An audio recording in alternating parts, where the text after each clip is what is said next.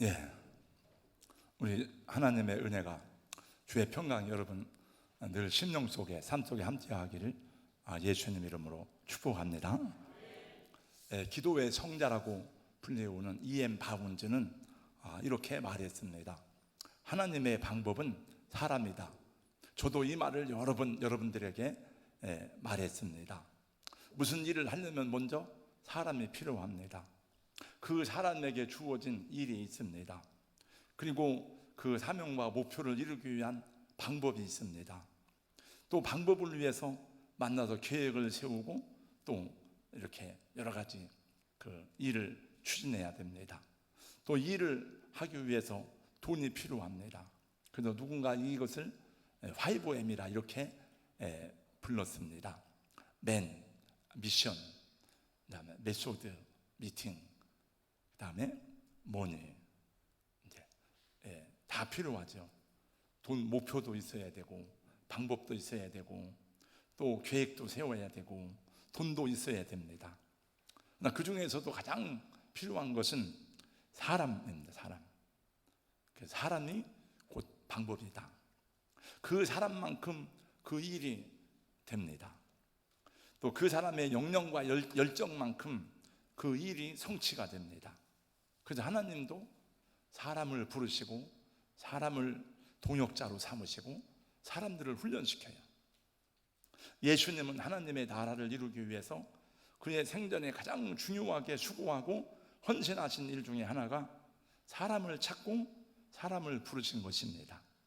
3년 반 동안 예수님의 하신 일을 가장 집약하면은 예수님이 어떤 일에 가장 많은 수고와 헌신하고 땀을 흘렸는가?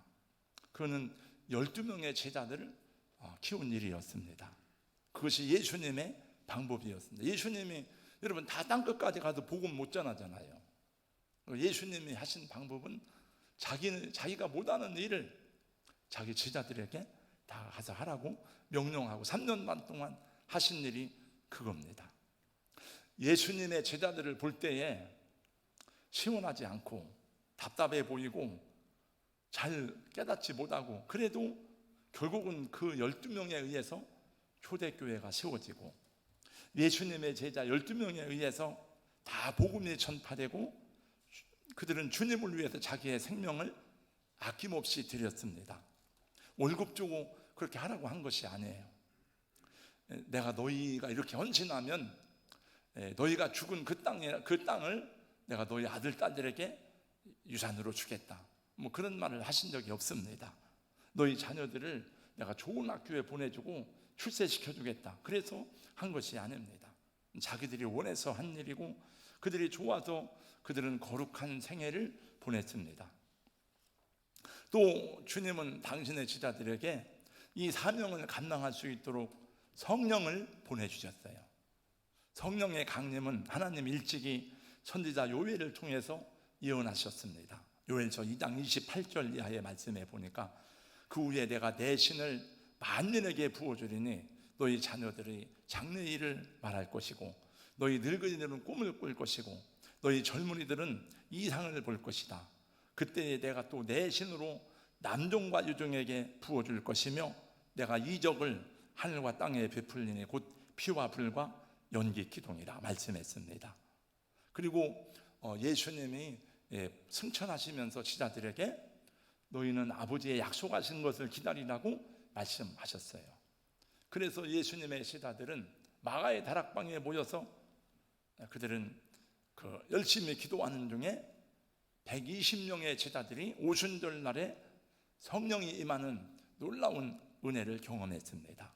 사도행전 2장 말씀에 보니까 성령의 강림이 바로 오순절 날에 일어났다고 기록하고 있습니다. 그래서 교회는 이날을 성령 강림절이라고 부르게 되었고 오늘이 바로 그 날입니다. 이 성령 강림으로 인해서 신약교회가 탄생되었고 예수의 복음이 예루살렘과 유다와 사마리아를 지나 땅끝까지 전파되게 되었습니다. 그리고 우리에게도 이 복음이 전파되어서 우리 이 땅에 많은 교회가 세워지고 여러분도 저도 예수를 믿고 구원받게 되었습니다. 그러므로 하나님의 일을 하는 사람은 하나님이 보내주신 성령을 받아야 됩니다. 성령 받으라 성령 받으라 예수 내게 말씀하셔서 성령 받으라 성령 받으라 예수 내게 말씀하셔서 할렐루야 성령 받았네 나는 성령 받았네 할렐루야 성령 받았네 나는 성령 받았네. 지난 주 중에 어느 날 새벽에 이 찬송을 틀어놓고 같이 열심히 박수치며 찬양하고 그리고 계속 그 찬송을 반복해서 이렇게 그 찬송만 틀어놓고 우리는 그 새벽에 열심히 기도했습니다. 결국은 사람이에요. 사람. 거기 어떤 사람들이 있느냐, 그 어떤 사람들이 있느냐가 그 교회를 결정하는 것입니다.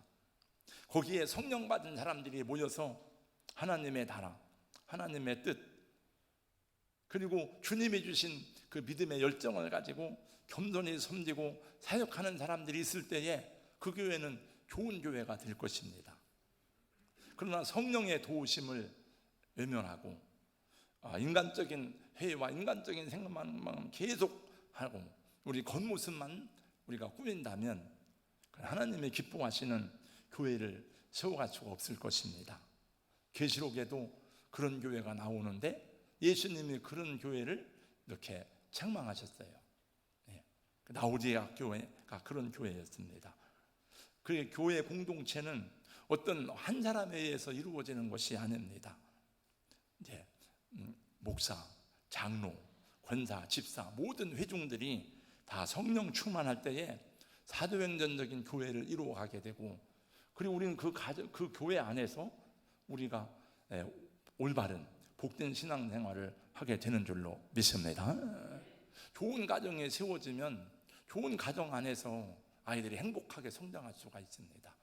그러니까 좋은 교회가 세워지면 그 교회 안에서 사람들이 양육을 받고 신앙생활을 바르게 할 수 있는 거죠. 그 좋은 교회를 만들어가는 것은 누구냐? 아까 답을 제가 말했습니다. 그 사람들이 누구냐 하는 거죠. 저 동산교회 안에 있는 목사가 누군가, 장로가 누군가, 집사들이 어떤 사람인가, 그것이 우리 교회의 일을 결정하는 거죠. 그래서 하나님이 그래서 여러분을 부르신 것입니다. 하나님을 섬기는 사람들은 나이가 적고 많고 지식이 있고 없고 부하고 가난하고를 떠나서 직분과 직책을 다 떠나서 다 주님이 다 부르심이 있습니다. 한 사람도 예외가 없습니다. 그것을 우리는 콜링, 소명이라 그래요. 다 여러분 소명이 있습니다. 나는 그냥 그런 거 없어요. 그런 건 없어요. 다 누구든지 소명이 있습니다. 그리고 그 주님의 부르심에 응답을 해야 됩니다. 아멘. 감사합니다. 따르겠습니다. 나는 안 합니다. 당신이 하세요. 하든지 반응을 해야, 결정을 해야 됩니다. 오늘 성령 강림절을 맞아서 여러분들에게 전하려고 하는 말씀은 성령을 따라 행하라고 오늘 16절에 말씀하고 있습니다. 한번 저를 따라서 한번 해주세요. 너희는 성령을 따라 행하라. 갈라디아서는 전체 그 내용 요점이 믿음의 자유를 믿음으로 자유케 되는 원리를 말씀하고 있습니다. 예수님 안에서 거듭난 성도의 삶은 율법의 지배하에 사는 삶이 아니라 예수 안에서 사랑으로 역사하는 믿음으로 주님을 섬기게 된 것이라고 성경은 정리하고 있습니다. 여기서 말하는 자유는 율법 안에서의 그 삶이 아니라 복음 안에서의 자유를 말씀하고 있는 것입니다. 그러면 주님께서 주신 자유를 지키며 누리는 구체적인 방법이 뭐냐? 그 첫째가 믿음이에요. 믿음. 복음이 주는 은혜, 믿음. 우리가 가진 믿음이 얼마나 소중한지, 그리고 믿음이 주는 자유가 무엇인지를 성경을 통해서 배워야 되는 것입니다. 예수님이 행하신 십자가의 대속의 진리 안에서 우리가 어떻게 구원받았는지를 분명하게 듣고 배우고 고백하는 사람들이 자유를 누리고 그 자유를 가지고 내 맘대로 사는 것이 아니고 사랑으로 서로 종로로 살라고 여기 성경은 말씀해 주고 있습니다. 그러므로 누구든지 예수 앞에 나온 사람들은, 예수님을 영접한 사람들은 이 믿음 생활의 원리를 분명하고 확실하게 배워야 됩니다. 어려서부터 교회 생활한 우리 형제들도 다 어려서부터 교회 생활했으니까 아주 그걸 정확하게 아는 줄 알지만, 제가 생각해 보니까 뭐 제자 훈련, 1대1 양육 안 받은 사람도 많아요. 그런 분들도 다 받아야 돼요. 다시 다 받고.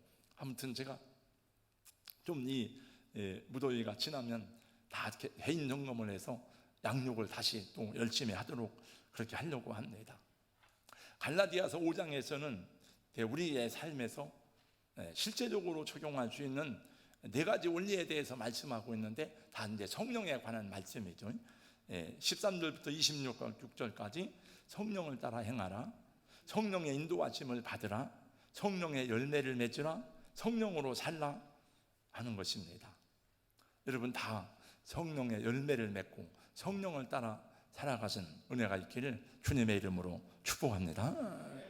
그러나 여기서 아멘 감사합니다 하고 그렇게 살겠다고 다짐하고 그렇게 결심하고 헌신을 우리가 다짐했지만은 현실의 삶에 부닥치면 자기중심적인 우리가 다른 사람들을 사랑하고 섬기고 왜곡되고 이 구조적으로 잘못된 세상 속에서 참 하나님의 말씀으로 사랑으로 종로로 탄다는 것은 쉬운 일이 아닌 것을 금방 경험하게 됩니다. 우리는 어머니의 모태로부터 태어날 때부터 우리 본성은 끊임없이 자기중심이에요. 자기중심. 내가 인정을 받아야 되고, 내가 잘 돼야 되고, 내가 높아져야 되고, 내가 세움을 받아야 되고, 내가 기뻐야 되고. 그런데 그 다른 사람을 위해서 사랑으로 종로로 탄다는 것이 그게 어떻게 가능한 일인가? 아까 우리 찬양할 때 우리의 소원은 뭐 열방을 축복하는 것보다, 여러분 저 얼마나 그거는 거창한 제목이 아니고 사실은 우리 각자가 자기 자리에 서서 주의 말씀을 순종하면 그렇게 되는 것이지, 우리가 무슨 큰 일을 해서 이루어지는 게 아니에요. 우리는 순종할 뿐이고 이루시는 것은 하나님이 하지만은 정말 그런 소원이 있지만은 현실 삶에 가면 잘 안 됩니다, 이게. 그러나 우리가 그렇게 살아갈 수 있는 유일하고 참된 일이 있다고 성경은 가르치는데 16절 말씀에 그렇게 말씀하고 있습니다. 내가 이르노니 너희는 성령을 따라 행하라. 그리하면 육체의 욕심을 이루지 아니하리라. 또 그렇게 살아가신 분이 있습니다. 예수님이십니다. 예수님은 하나님의 아들이시면서도 사람의 모양으로 세상에 오셔서 사람들과 같이 낮아지셨고 자기를 낮추시되 죽기까지 복종하셨다고 말씀했습니다. 근데 주님도 성경에 보니까 이 모든 사역을 시작하기 전에 요단강에서 세례를 받을 때에 성령이 비둘기 같이 임했다고 말씀했습니다. 예수님도 성령 받고 이 사역을 하신 것입니다. 그러니까 저와 여러분도 이런 일을 우리 인간적인 노력으로만 안 되기 때문에 성령의 감동과 성령의 은혜가 우리 가운데 임해야 될 줄로 믿습니다. 여러분 성령을 따라 살아가시기를 주님의 이름으로 축원합니다. 우리 마음은 그것을 원하고 사모하고 소원이 있지만은, 그러나 우리가 예수 믿고 구원받은 제자가 되었지만은 우리 안에는 2가지가 있다고 오늘 말씀하고 있어요.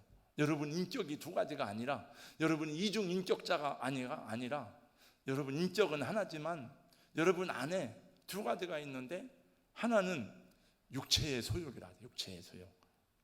예수 믿고 구원 받았으면 이제 다 그런 것으로부터 자유되고 막 잊어주고 옛사람은 죽고 오직 사랑, 섬김, 기쁨, 감사 막 이런 것만 충만해야 되는데, 육신의 욕망대로 살고자 하는 것이 있다는 거예요. 그걸 보고 여기서는 육체의 소욕이라 그랬어요. 그건 여러분만 그런 게 아니고 저에게도 육체의 소욕이 있습니다. 그 아래 그걸 정확하게 그 무엇인지를 분명하게 말씀해 주고 있습니다. 이건 다 어린아이들이라도 금방 알아요. 이거를 다. 그 다음에 또 한 가지 소원이 있는데, 그건 우리가 구원받은 하나님의 사람이 되었기 때문에 성령께서 주시는 소원이에요. 그게 사랑하고 섬기고 용서하고 관용하고 이해하고 품어주고 다 복음 전하고 그러니까 성령의 소원이다. 그러니까 우리 안에, 한 사람 안에서 육체와 성령이 끝없이 맞부딪히는 것이 우리 삶의 실존입니다. 그래서 갈등이 있고, 그래서 괴로운 거예요. 그래서 저도 엎드리면은 회개하고 기도하는 일이 많습니다. 그런 갈등이 없는 그리스도인의 삶은 존재하지 않습니다. 여러분, 이제 정말 성숙해서 성화가 많이 이루어져 가지고 하지 않는 한은 끊임없는 그런 갈등이 일어나요. 여러분, 세상 사람들처럼 우리가 원하는 대로 마음대로 적당하게 죄를 지고 막 살다가 교회에 나오면 면죄부를 주는 그런 복음은 없습니다. 여러분, 그건 복음이 아니에요.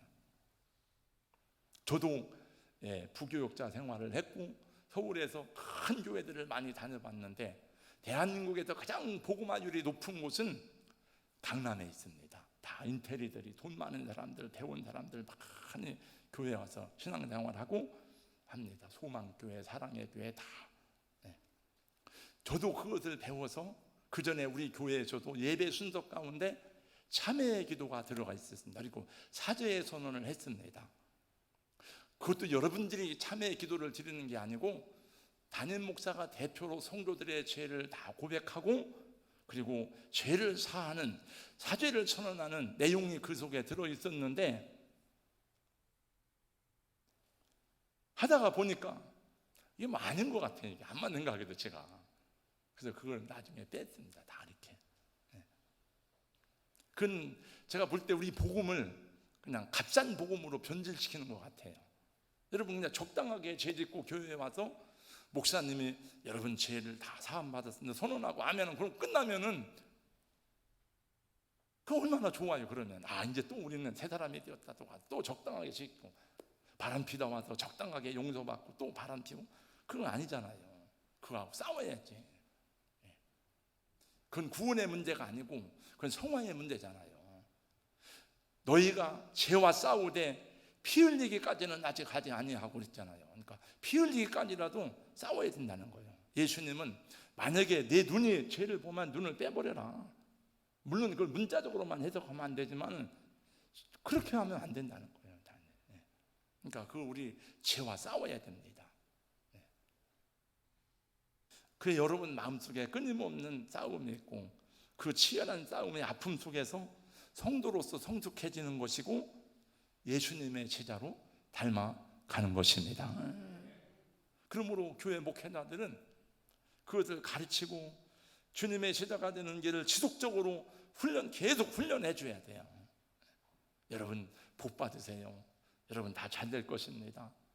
하나님이 지켜주신다. 이것만 가르치는 것이 사명이 아닙니다. 예수 안에 있는 사람은 율법의 정죄를 받지 않지만은, 그러나 우리가 모든 죄로부터 완전하게 자유하지 못하는 것은 육체의 본성이 남아있기 때문에 그런 거예요. 여러분, 심지어는 바울 사도도 그런 고백을 했어요. 내가 남은 구원하고 나는 버림을 당할까? 나를 쳐서 복종시킨다. 그러나 이 싸움이 언제까지나 계속 지루하게 반복되는 것은 아닙니다. 순간순간 하나님이 우리를 더 온전하게 하셔서 결국은 승리하게 하시고 우리 안에서 주님의 형상을 보게 하실 것입니다. 그것이 안 되면은 구원은 받을지라도 그리스도인으로서의 삶의 가치는 떨어지는 거예요, 땅에. 그러면 그 소금이 맛을 잃으면 사람들에게 밟힐 뿐 아니라, 오늘날 세상 사람들이 기독교를, 교회를 욕하는 것 중에 하나는 너희는 말과 행동이 다르지 않느냐 이거예요. 너희가 왜 진실하게 살지 않느냐 그거죠. 그런 말도 우리가 들을 줄 알아야 돼요.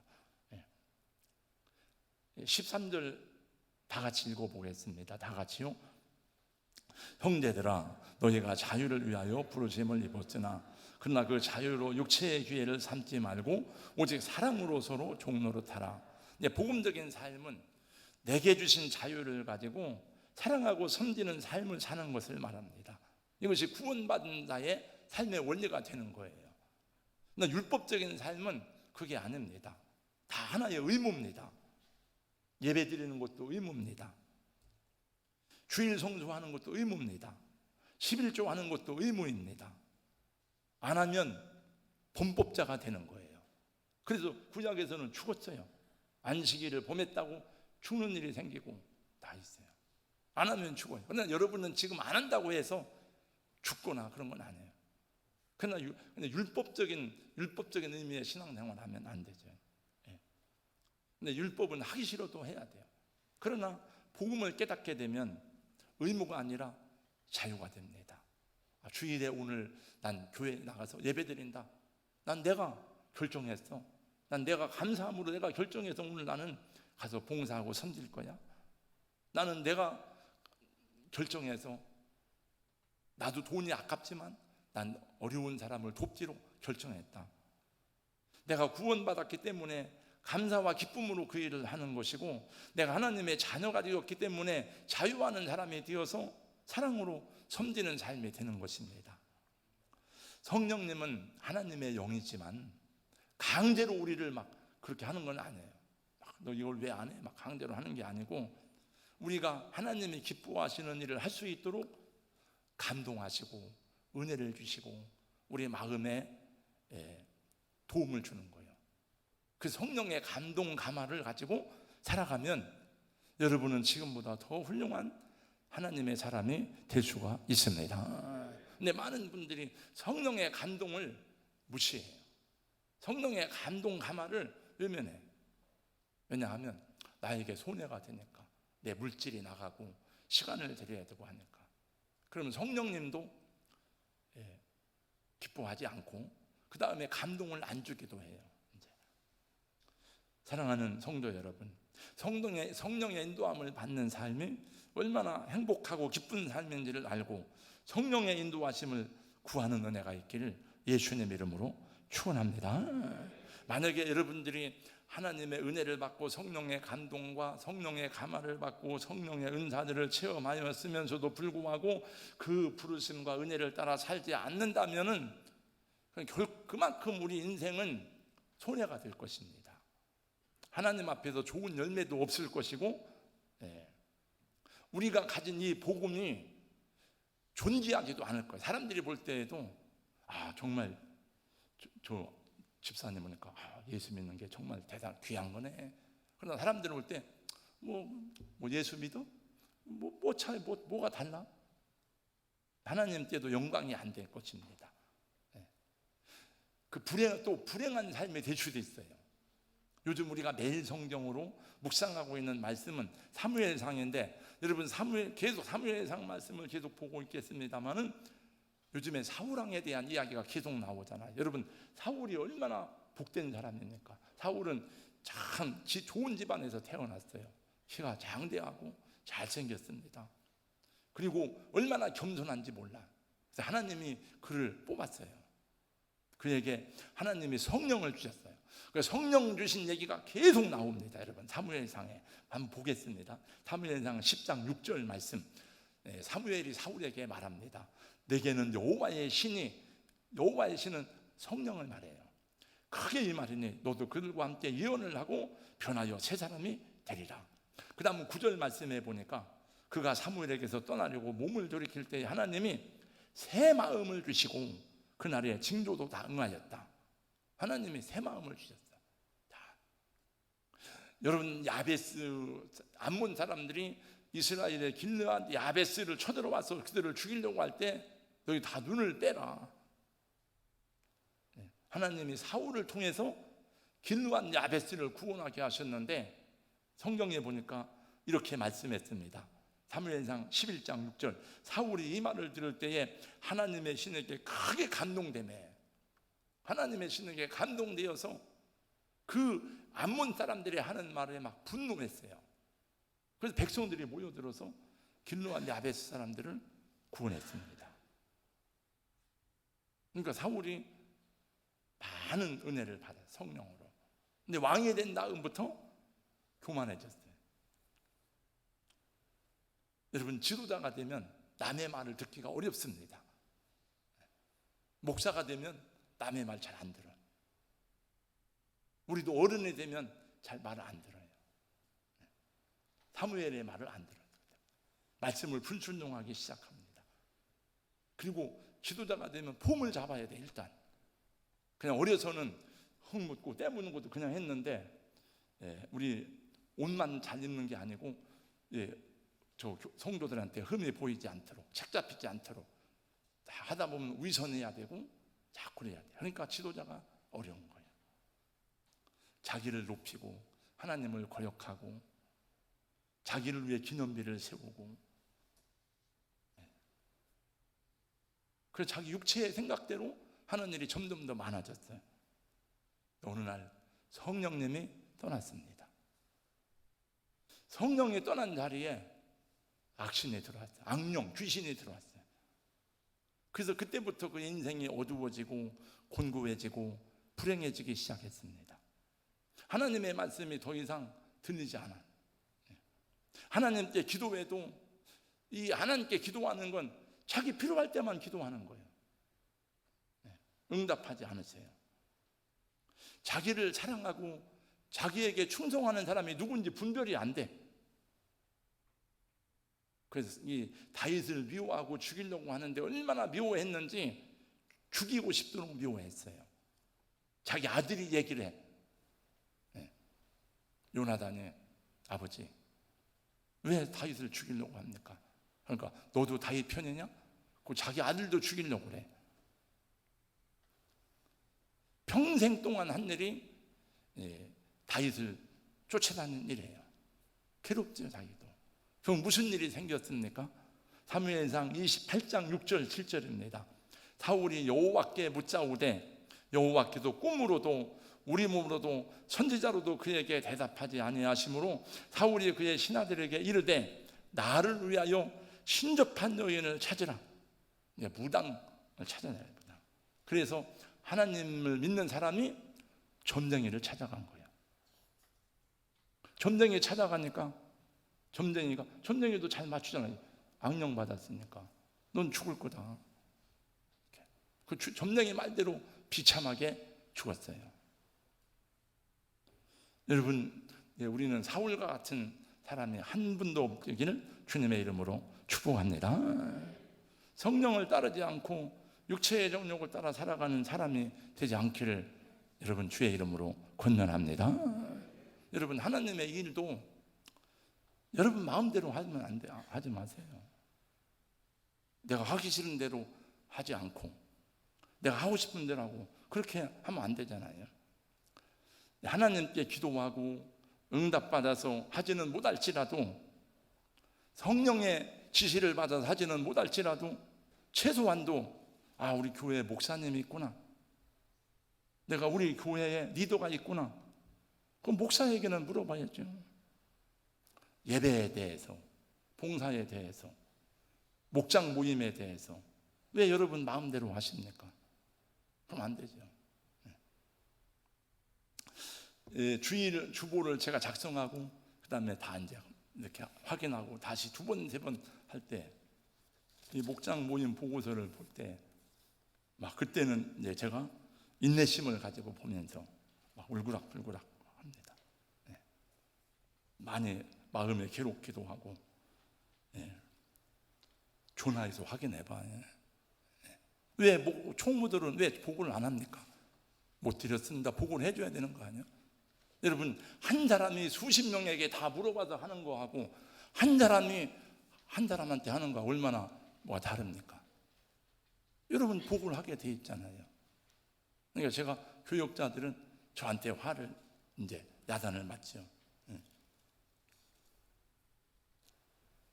제가 이 빨간 넥타이를, 이게 빨간 것도 촌스럽게 빨갛잖아요. 이게 왜 일부러 이걸 차고 왔느냐?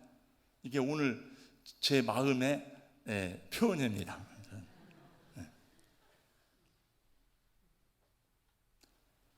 장로님, 옛날 노래를 잘 부르시잖아요. 장로님, 뭐 그런 노래가 있잖아요. 그런 노래 안에 불타는 이 마음을 믿어주세요, 말 못하는 이 가슴을 알아주세요.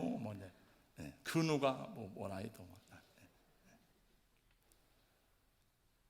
여러분, 그렇게 시간이 없습니까? 제가 지난 목요일 날 밤늦게까지 교회에 있는데 찬송 소리가 나길래 어디서 이 밤에 찬송 소리가 나나?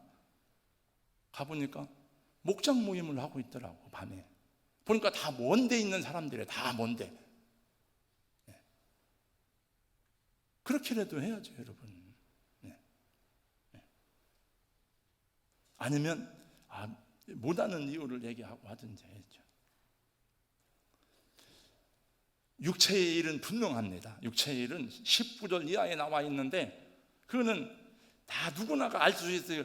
육체의 일은 뭘까? 성령의 일은 뭘까? 고민할 거 하나도 없어요. 아주 정확하게 나와 있습니다, 여러분. 육체의 일은 뭡니까? 음행과 더러운 것과 분냄과 호색과 당짓는 것과 투기와 불리함과 이단과 다이어트. 근데 대부분이 다 성적인 죄와, 첫 번째 제일 많은 게 성적인 죄와 관련이 있는 거예요.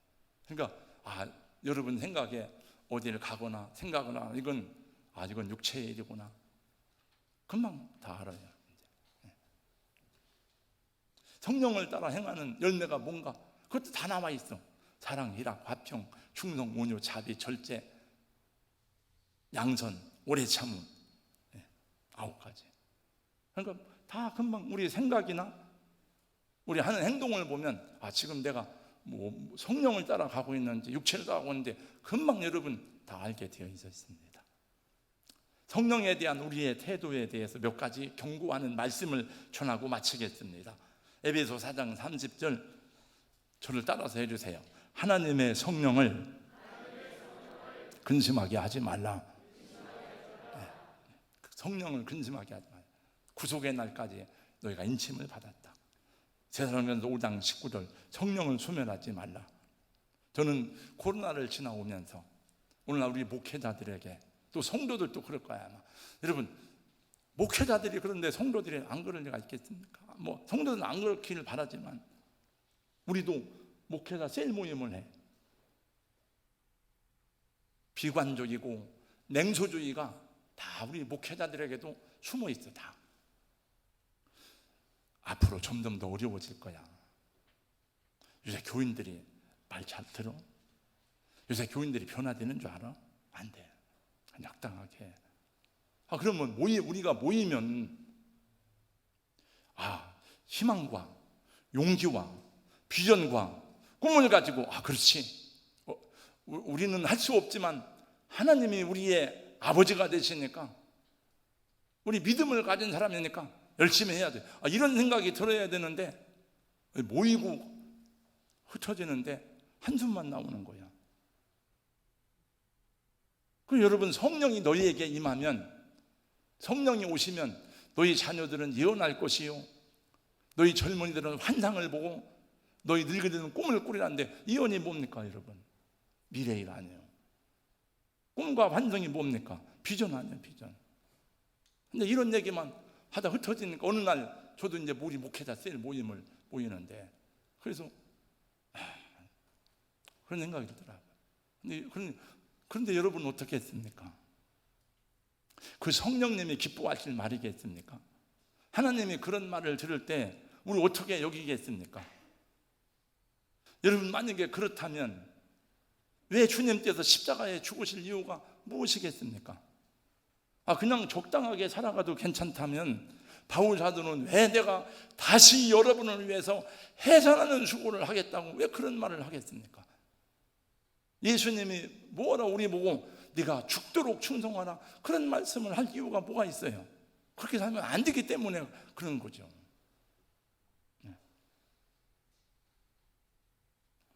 성령이 우리 안에 거하시면 육체의 소욕을 극복하고 하나님의 사람으로 선한 영향력을 끼치는 사람이 될 것입니다. 실제적으로 우리 신앙생활을 돕는 분이 성령이세요. 성령. 우리 믿음을 바르게 하기 위해서, 우리 믿음을 돕기 위해서 하나님이 세 가지를 주셨는데 첫 번째 신구약 성경입니다. 성경, 계시의 말씀에 성경을 주셔서 우리 모든 신앙생활의 원리가 성령. 두 번째가 성령님을 보내주세요. 성령. 세 번째가 교회를 주신 거예요. 교회를. 이건 뭐 신학적인 이야기가 아니고 제가 한번 어느 날 그런 정리를 해봤어요. 하나님이 성경 말씀을 주셨구나, 성령님을 주셨구나, 교회를 세워주셨구나. 성령이 스승되셔서 진리를 가르치시니 그 말씀 한절 한절이 내 맘에 교훈되도다. 내 평생의 소원, 내 평생의 소원, 내 평생의 소원, 예수를 더 알기 원하네. 그래서 성경은 우리 신앙생활의 교과서이고 성령님은 우리 신앙생활의 스승이시다. 제가 성경을 읽는 중에 히브리서에서, 제가 히브리서 말씀을 저는 좋아하는데, 히브리서를 읽다가 보면은 우리에게 들려주시는 간절한 음성 가운데 하나가 그거예요. 너희 마음을 강팍하게 하지 마라. 광야에서 그 음성을 들을 때에 그 마음을 강팍하게 했던 이스라엘 백성들처럼 너희 마음을 강팍하게 하지 말아라. 반복해서 나옵니다. 그러므로 성령이 이르신 바와 같이 오늘 너희가 그의 음성을 듣거든 광야에서 시험하던 날에 거역하던 것 같이 너희 마음을 완고하게 하지 말아라. 오직 오늘이다 일컫는 동안에 매일 피차 권면하여 너희 중에 누구든지 제 유혹으로 완고하게 되지 않도록 하라. 여러분, 다윗이 지은 죄가 사울의 죄하고 비교합니까? 더 큰 죄를 졌어요. 다윗은 정말 나쁜 죄를 졌어요. 그러나 다윗이 틀린 것은 뭐냐? 시편 말씀 보세요. 막 울면서 통회하면서 기도합니다. 다윗의 대표적인 회개시가 시편 51편이에요. 하나님, 거기 그대로 나와 있어요. 주의 성령을 내게서 거두지 마소서. 나를 긍휼히 여겨주세요. 불쌍히 나를 버리지 마세요. 주의 성령을 거두지 마세요. 그래, 하나님이 뭐 죄 짓는 건 똑같아. 다 죄 안 짓고 사는 사람 어디 있어요? 다 약하죠. 넘어지고 쓰러지죠. 그러나 기도하는 거예요. 하나님께 기도하고 간구하고. 네. 우리 김정춘 목사, 바로 제 후배. 오늘 전화가 왔어요. 우리 이수업 집사님 아버님이 목회하던 교회 천성교회 후임자예요. 목사님 기도해 주세요. 뭐 이러진 몸이 아프고 뭐 코로나로 인해서 막 이렇게 후유증 때문에 힘들다. 그래요 목사님, 알았던 내가 적어놓고 기도할게. 아니 목사님, 지금 기도해 주세요. 전화로 내가 그래서 차 타고 가다가 세워놓고 기도를 했어요. 전화로. 난 그런 목사님들에게 그런 말은 듣는 건 처음이에요. 저도 깜짝 놀라서 뭐 제 기도가 뭐 얼마나 요험이 있다 그런 얘기가 아니고 감사한 일이다. 어떻게 목사님은 저런 생각을 할까? 어떻게 전화를 해서 목사님 지금 기도해 주세요 그럴까? 네.